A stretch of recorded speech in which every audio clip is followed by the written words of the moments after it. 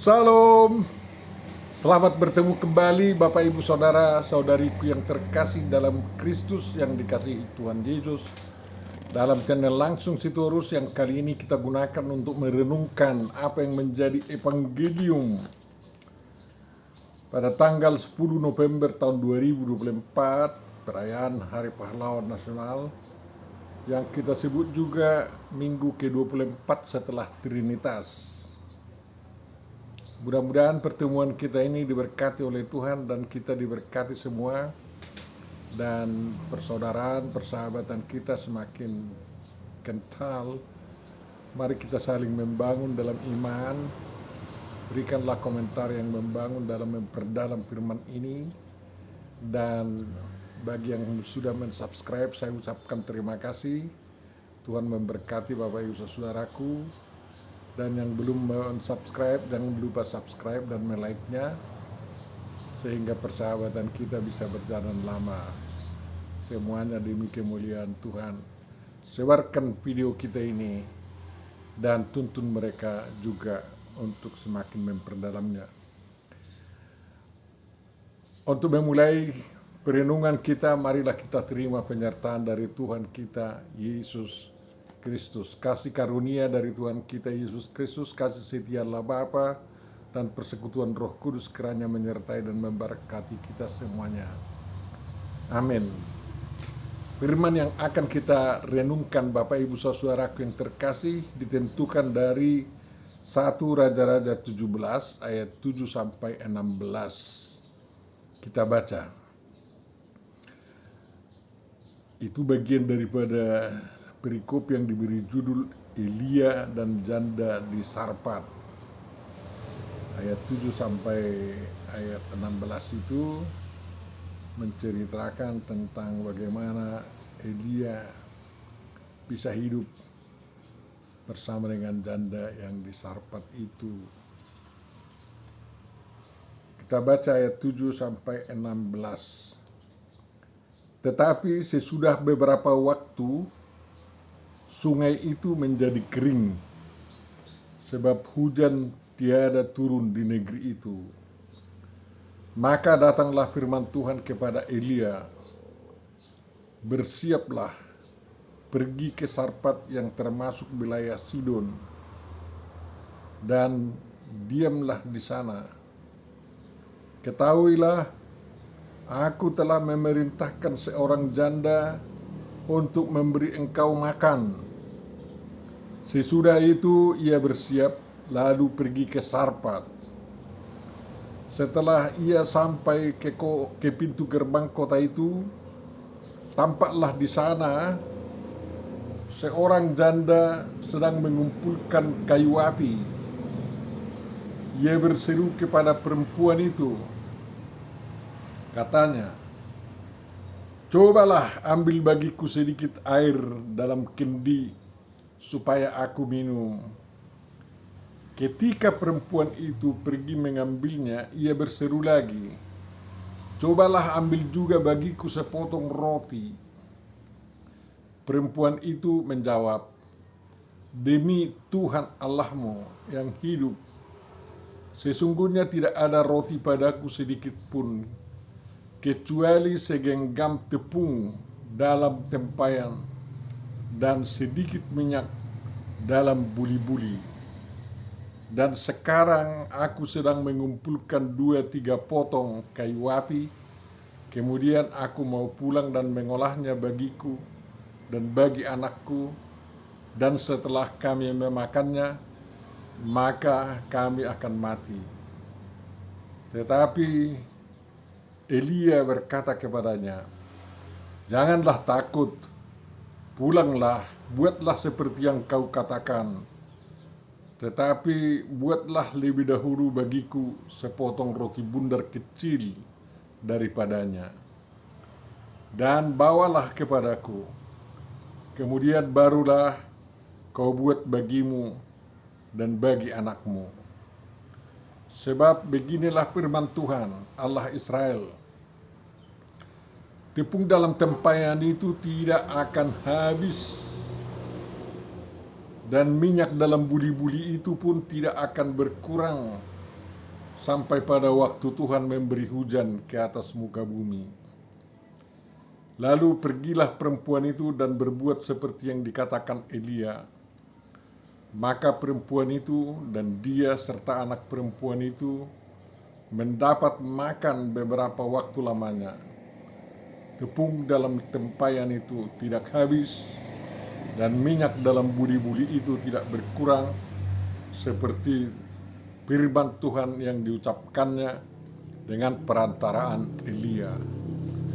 Demikian firman yang akan kita renungkan, Bapak Ibu, saudara-saudariku yang terkasih, yang dikasihi oleh Tuhan Yesus Kristus. Yang berbahagia adalah orang yang mendengar, memelihara, memahami dan menghayati, melakukan firman Tuhan.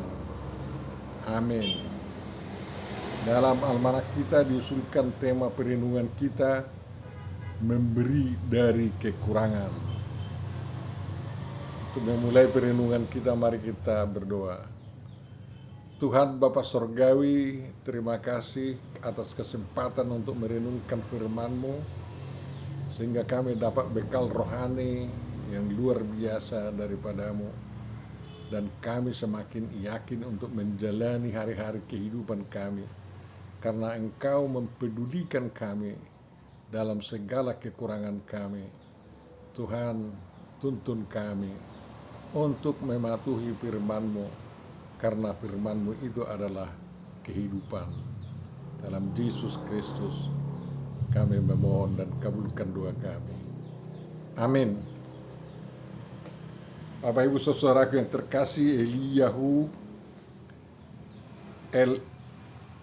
Elku itu adalah Jehovah atau Adonai, El Allah, ya, sembahan. Jadi Eli, sembahanku adalah Adonai atau Yahweh.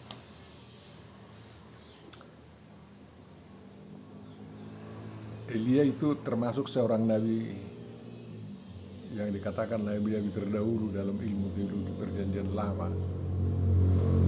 yang tidak menulis kitabnya sendiri, lain dengan nabi-nabi seperti Yesaya sampai Baleaki, nabi-nabi terkemudian,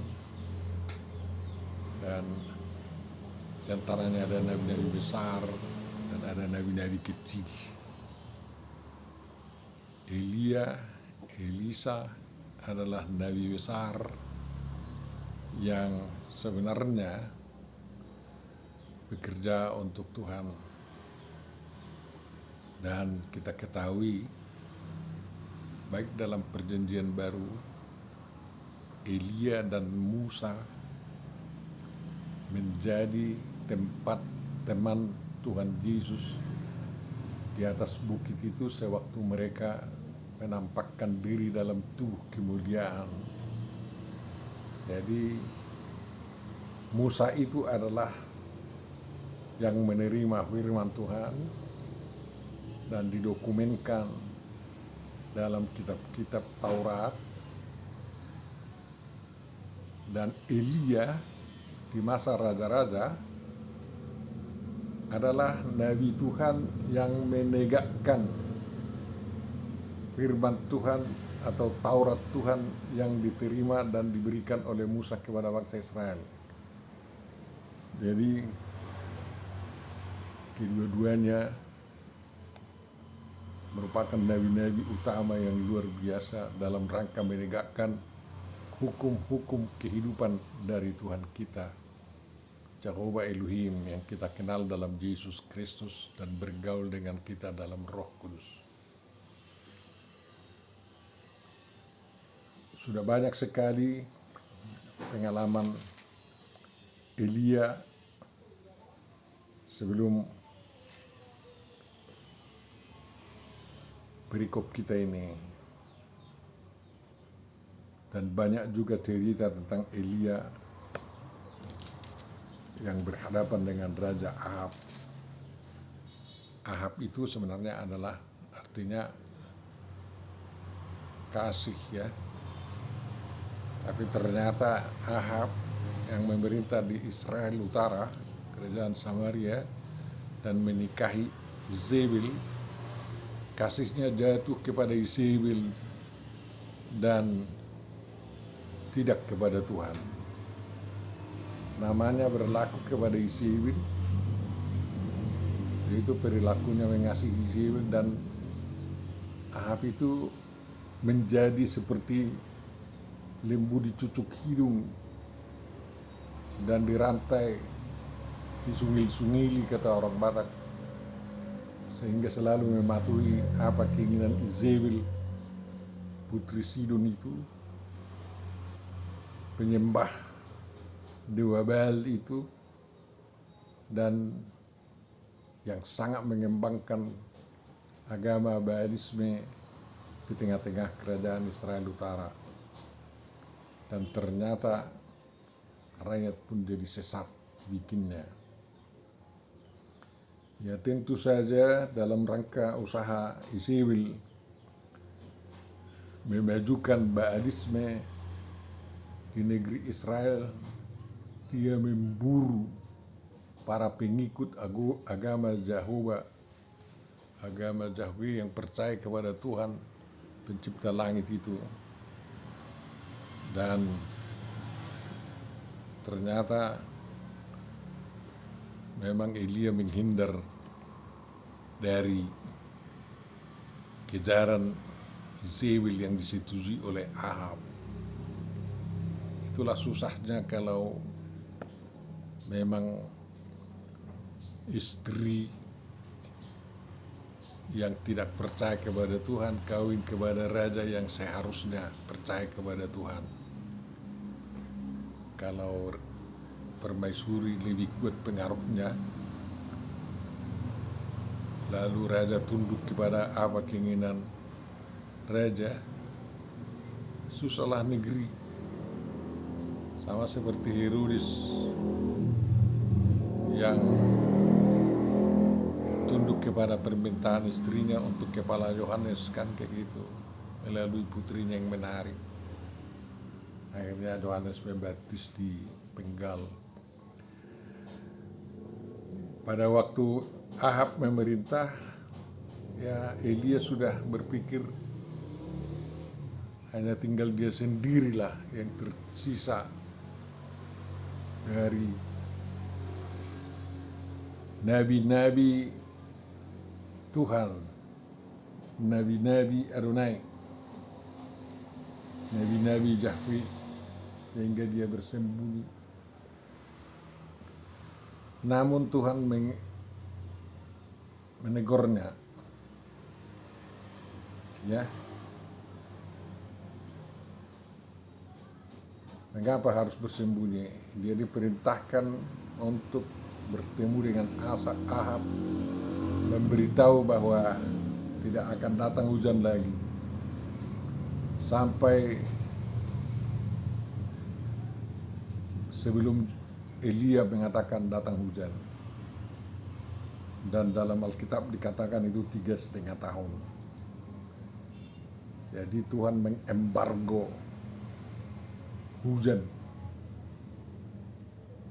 ke tanah Israel oleh karena dosa raja dan istrinya yang membuat rakyatnya juga berdosa. Air yang bersumber dari hujan, kita tahu tanah Israel sangat bergantung kepada hujan, merupakan kebutuhan vital seluruh penduduk. Memang ada Danau Galilea, mereka tidak sanggup mengangkut air dari Danau Galilea yang tawar itu untuk kehidupan penduduk kerajaan Samaria. Pertanian menjadi kering kerontang, tidak bisa menghasilkan. Coba bayangkan 3,5 tahun. Sedangkan di Sumatera itu daerah yang pernah saya kunjungi, ya 6 bulan aja tidak datang hujan, udah kering kerontang, tidak bisa lagi tanaman padi hidup. Yang baru ditanam menjadi tanam batu dan semua mati. Luar biasa, kalau memang tidak ada air susah lah ya. Jadi mudah-mudahan Indonesia ini tidak diembargo air oleh Tuhan sehingga bisa kita hidup sejahtera. Lebih penting air daripada nasi. Kalau nasi enggak ada, air tidak ada, enggak hidup juga. Tapi kalau air ada, nasi pun tidak ada, masih jalan kehidupan ini. Hukuman yang berat lah itu.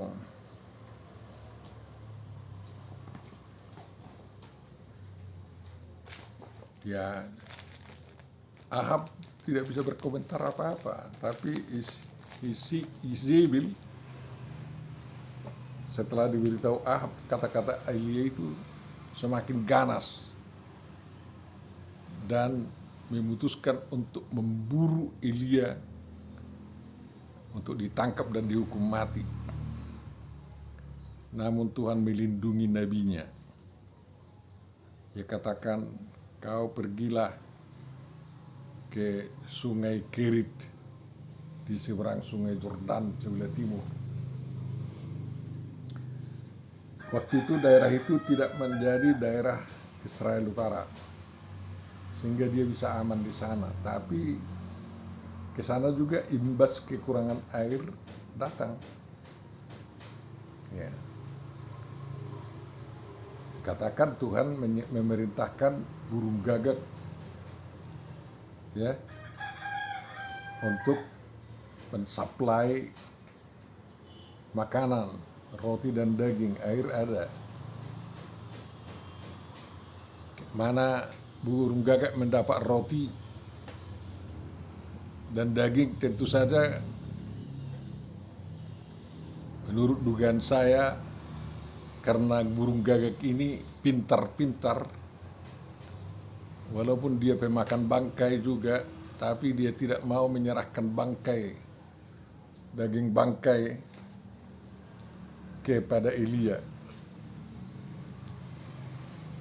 Dia mendekati mungkin keluarga yang sedang potong-potong lembu karena sudah mulai harus dipotongin karena embargo air.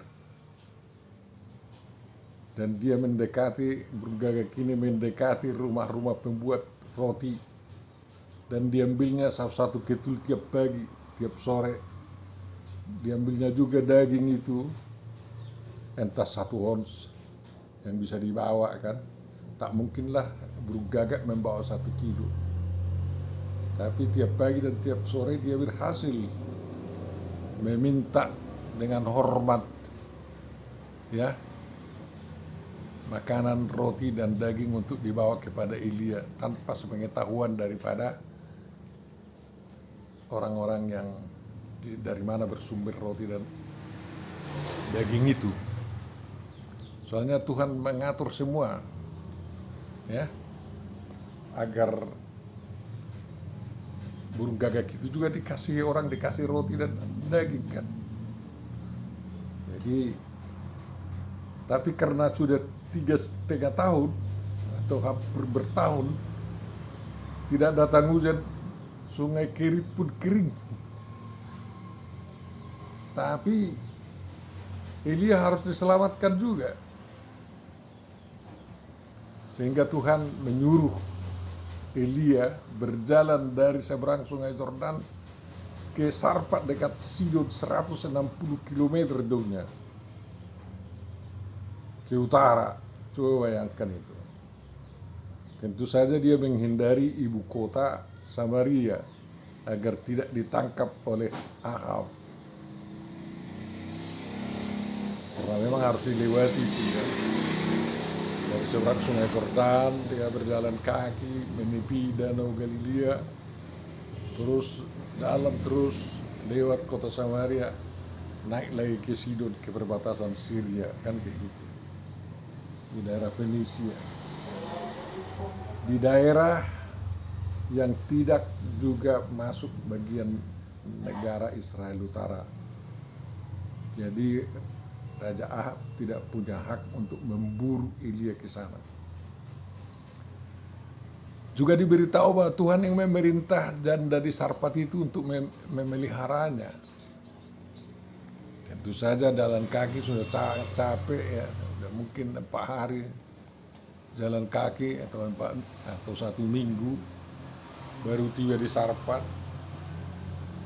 Ya waktu siang hari jumpanya lah seorang janda cari kayu api di luar gerbang kota. Itu yang disapa. Ambilkan air sama saya, kemudian ambilkan roti. Ya terkejutlah, mereka juga kena embargo air. Janda miskin ini punya seorang putra dan terus terang mengaku bahwa dia tidak punya roti, ya, hanya segenggam tepung di tempayan dan beberapa sendok minyak zaitun lah itu di dalam buli-buli sebagai makanan terakhir, dan diakui kalau itu sudah dimakan mereka siap-siap untuk mati. Ini janda di Sarpat menjadi bagian dari evangelium kita. Janda di Bait Allah kasih persembahan menjadi bagian epistel kita. Jadi janda di Yerusalem di rumah Tuhan kasih persembahan adalah seorang janda orang Yahudi. Janda di Sarpat bukan orang Yahudi. Dia mengenal sebutan Tuhanmu, ya, atas nama Tuhanmu katanya, Yahwehmu, karena mungkin Elia sudah bercerita tentang dia. Ya, dan mereka adalah orang-orang yang berani mati karena mungkin itulah yang terbaik bagi mereka karena miskinnya kehidupan di sini. Si janda di Bait Allah memberikan 2 peser itu seluruh nafkahnya. Si janda di Sarpat, ya, menerangkan kalau sudah habis tepung itu, habis minyak itu, matilah mereka. Tapi ternyata dia mau mendahulukan kepentingan hamba Tuhan, barulah kepentingannya. Jadi dia disuruh mengolah tepung yang sedikit itu dengan minyak yang sedikit itu, dan yakin atas ucapan Elia bahwa 2 benda itu tidak akan habis asal mendahulukan apa yang dibutuhkan oleh hamba Tuhan.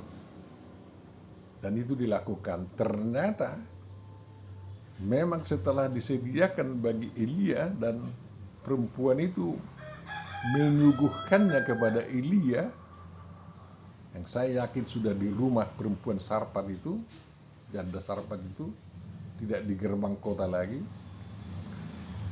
dan melihat bahwa tepung dan minyak itu tidak habis.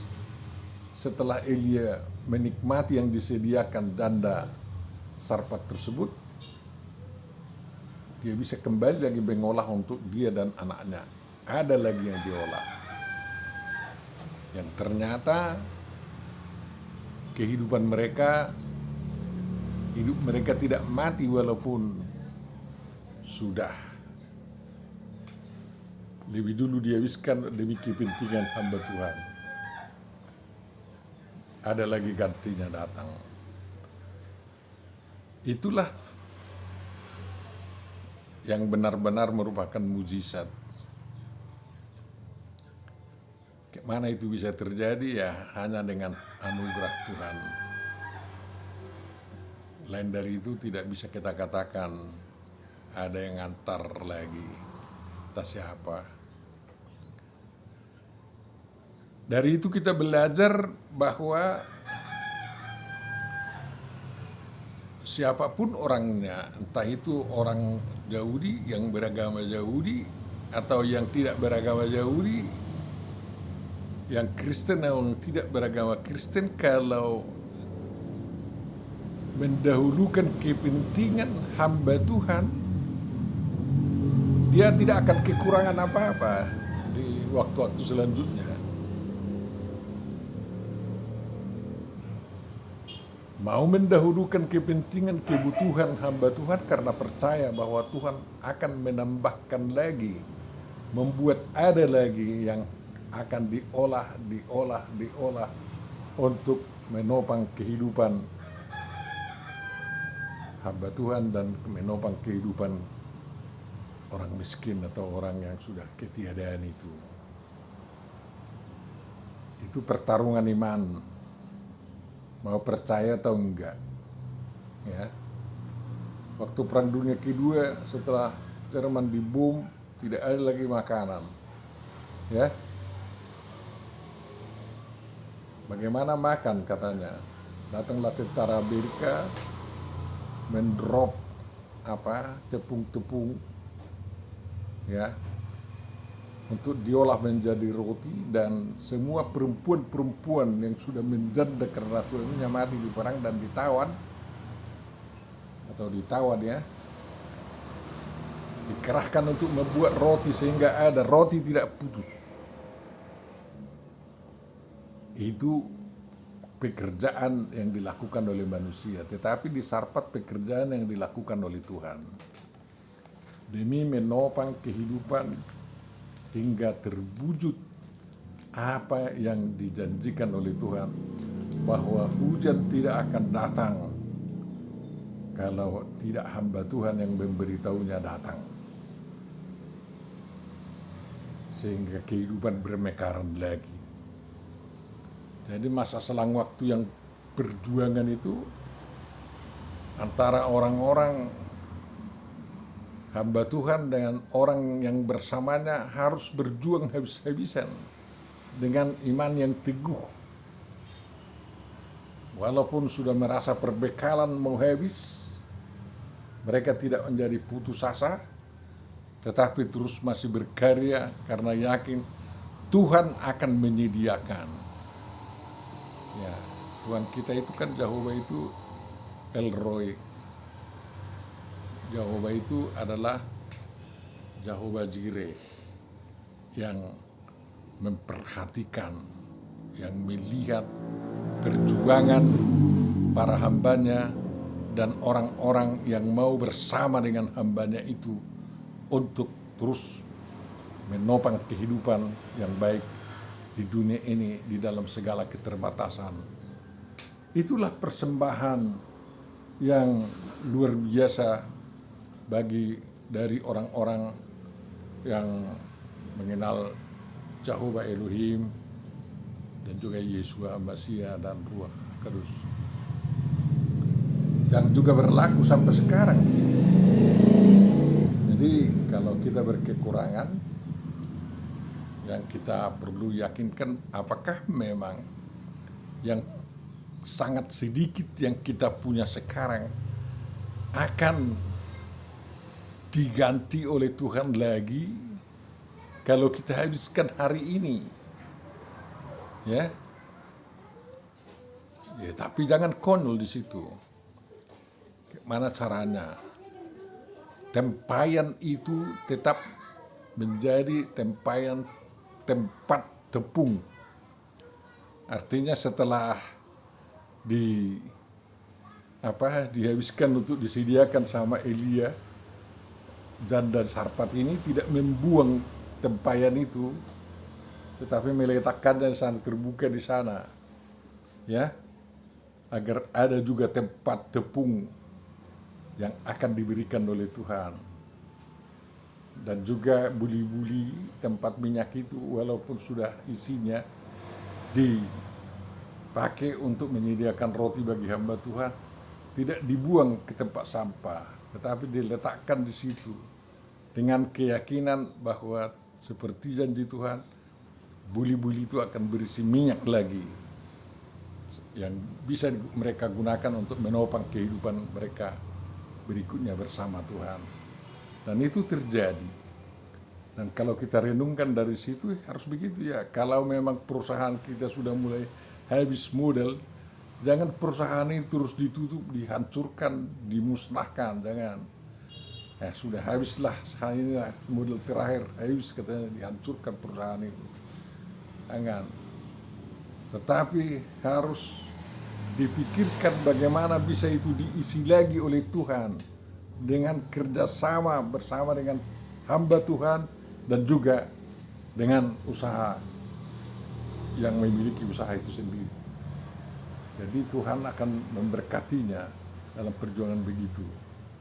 Tuhan tidak menutup mata terhadap orang yang berjuang untuk hambanya dan untuk kerajaannya, ya.